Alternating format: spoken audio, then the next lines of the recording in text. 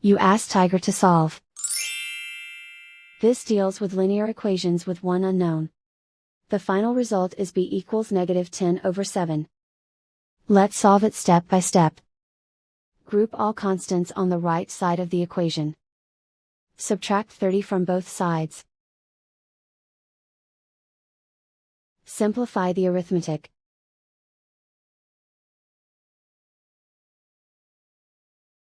Isolate the b. Divide both sides by 21. Simplify the fraction.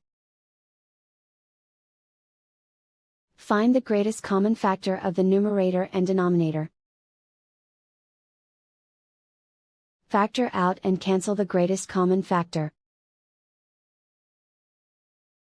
And so the final result is b equals -10/7.